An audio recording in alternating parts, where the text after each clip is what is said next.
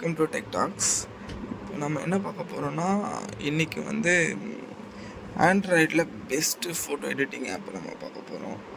Okay, இது வந்து பார்த்திங்கன்னா ஆண்ட்ராய்டுடைய அஃபிஷியல் ஆப். அதனால் வந்து பார்த்திங்கன்னா உங்களுக்கு அதனுடைய அப்டேட் எல்லாமே உங்களுக்கு கிடச்சிட்டே இருக்கும். அதுக்கு நீங்கள் ப்ளே ஸ்டோர் ஓப்பன் பண்ணிக்கோங்க. ஓகே, கீழே வந்து சென்டரில் சர்ச் ஐக்கான் இருக்குல்ல, அதை கிளிக் பண்ணிக்கோங்க. கீழே ஓகே.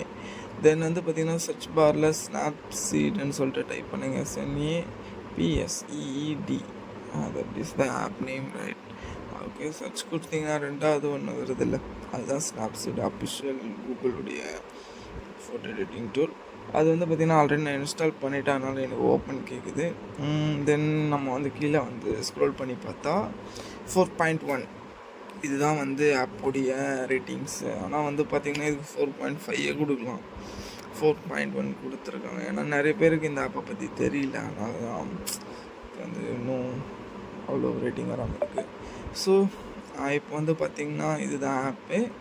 நம்ம வந்து பார்த்திங்கன்னா இந்த ஆப்பை ஜஸ்ட் ஓப்பன் கொடுத்தோன்னா ஆப்போடைய இன்டர்ஃபேஸ்க்கு போகும். இப்போ பார்க்கலாம், அதை பற்றி இருங்க.